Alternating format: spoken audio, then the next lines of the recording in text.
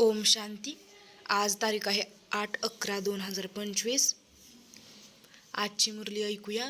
बाबा म्हणतात, मीठे बच्चे, तुम देही अभिमानी बनो तो सब बीमारियां खत्म हो जाएंगी और तुम डबल सिरताज विश्व के मालिक बन जाएंगे. म्हणजे जेव्हा आपण देही अभिमानी बनेल त्यावेळेस आपल्या सगळे आजार हे खत्म होणार. तर प्रश्न आहे, बाप के सम्मुख किन बच्चों को बैठना चाहिए? तर उत्तर आहे, जिन्हें ज्ञान डांस करना आता है. ज्ञान डांस करने वाले बच्चे जब बाप के सम्मुख होते हैं तो बाप बाकी मुरली भी ऐसी चलती है. अगर कोई सामने बैठ इधर उधर देखते तो बाबा समझते यह बच्चा कुछ भी समझता नहीं है. बाबा ब्राह्मणियों को भी कहेंगे, तुमने यह किसको लाया है जो बाबा के सामने भी उबासे देते हैं. बच्चों को तो ऐसा बाप मिला है जो खुशी में डांस करनी चाहिए. तर बाबांचा प्रश्न आहे, बाबांच्या पुढे कोण बसायला पाहिजे? तर बाबा म्हणतात, ज्यांना ज्ञान डांस करना आता है, म्हणजे जिनको ज्ञान पता है, जो ज्ञान में रह सकते हैं, उसे ही आना चाहिए. कोई बैठकर उबासे दे तो वो अच्छा नहीं होगा. तो गीत है दूर देश का रहने वाला. ओम शांति.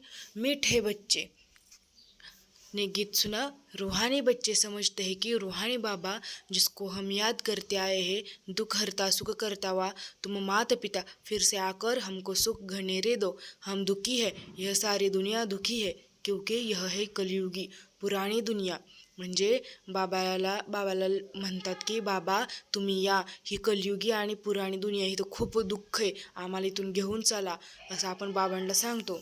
तर पुरानी दुनिया अथवा पुराने घर में इतना सुख नहीं हो सकता जितना नई दुनिया नए घर में होता है. तुम बच्चे समझते हो हम विश्व के मालिक आदि सनातन देवी देवता धर्म के थे.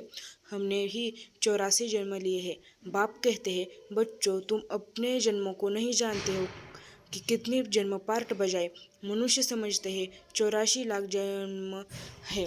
मतलब आपण म्हणतो की 84 लाख जन्म असतात, परंतु फक्त 84 जन्म हे असतात हे कोणाला माहीत नाही. बाबा येऊन आपल्याला सांगतात, एक एक पुनर्जन्म कितने वर्ष का होता है. 84 लाख के हिसाब से तो सृष्टि चक्र बहुत बड़ा हो जाए ना. तो बच्चे जानते हो हम आत्माओं का बाप हमको पढ़ाने आए हैं. हम भी दूरदेश के रहने वाले हैं, हम कोई यहाँ के रहने वाले नहीं है. म्हणजे आपण बाबांपाशी राहणारे आहेत, आपण कुठेही तिथं राहणारी नाही आहे. तर यहाँ हम पार्ट बजाने आए हैं. बाप को भी हम परम धाम में याद करते हैं. अभी इस पराई देश में आए हैं. शिव बाबा कहेंगे, रावण को बाबा नहीं कहेंगे, है ना. हम शिव को ही अपना बाबा बोलतो, रावणाला नहीं बोलत. तर भगवान को बाबा कहेंगे. बाप की महिमा अलग है. 5 विकारों की कोई महिमा करेंगे. देह अभिमान तो बहुत बड़ी बीमारी है. हम देही अभिमानी बनेंगे तो कोई बीमारी नहीं रहेंगे. म्हणजे जर आपण शरीर रूपी भान ठेवलं तर ही खूप मोठा आजार आहे, आणि आत्मारूपी जरी भान ठेवलं तर हे काहीच नाही. तर हम विश्व के मालिक बन जाएंगे. यह बातें तुम्हारी बुद्धि में है, तुम जानते हो. शिव बाबा हम आत्माओं को पढ़ाते हैं, जो भी और इतने सत्संग आदि है, कहा भी ऐसे नहीं समझेंगे कि हमको बाबा आकर राजयोग सिखलाएंगे, राजाई के लिए पढ़ाएंगे. राजा बनाने वाला तो राजा ही चाहिए ना. सर्जन पढ़ाकर आप समान सर्जन बनाएंगे. अच्छा, डबल सिरताज बनाने वाला कहाँ से आएगा. जो हमको डबल सिरताज बनाए, इसलिए मनुष्य ने फिर डबल सिरताज श्री कृष्ण को रख दिया है. तो परंतु श्रीकृष्ण कैसे पढ़ाएंगे. म्हणजे श्रीकृष्ण हा पहिला प्रिन्स आहे.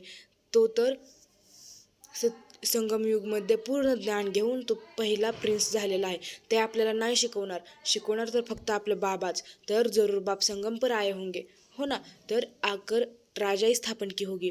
बाप कैसे आते हैं यह तुम्हारे सिवाय और कोई की बुद्धी में नहीं होगा. म्हणजे आपल्याशिवाय दुसऱ्या कोणालाही माहीत नाही की बाबा या देशावर कसे आले. दूरदेश से बाप आकर हमको पढ़ाते हैं, राजयोग सिखलाते हैं. बाप कहते हैं मुझे कोई लाईट व रत्न जडित ताज है ही नहीं. म्हणजे बाबाला कोणताही डबल सिरताज नाही किंवा लाईट नाही, असं काहीही नाही आहे. वह कभी राजाई पाते नहीं. बाबांना कधीही राजाई मिळत नाही. डबल सिरताज बनते नहीं और उनको बनाते हैं. बाबा न स्वतःला नाही पण बाबा दुसऱ्याला बनवतात. बाप कहते हैं हम अगर राजा बनता तो फिर रंक भी बनना पड़ता. भारतवासी राउत है, अब रंक है.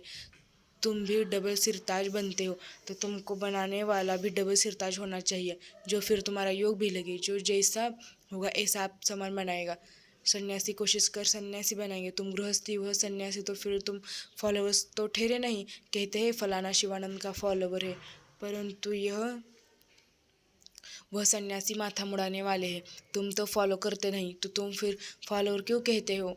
फॉलोवर तो वह जो झट कपड़ा उतार कफनी पहन ले। तुम तो गृहस्थ में विकारो आदि में रहते हो, फिर शिवानंद का फॉलोअर्स कैसे कहलाते हो? म्हणजे बाबा म्हणतात की शिवानंदचा जर फॉलोअर्स असेल तर गृहस्थीत राहून तुम्ही विकार करता, मग तिथं कसं काय होऊ शकता? तर गुरु का तो काम है सदगति करना। गुरु ऐसे तो नहीं कहेंगे फलाने को याद करो फिर तो खुद गुरु नहीं हुआ। मुक्ति धाम में जाने लिए भी युक्ति चाहिए।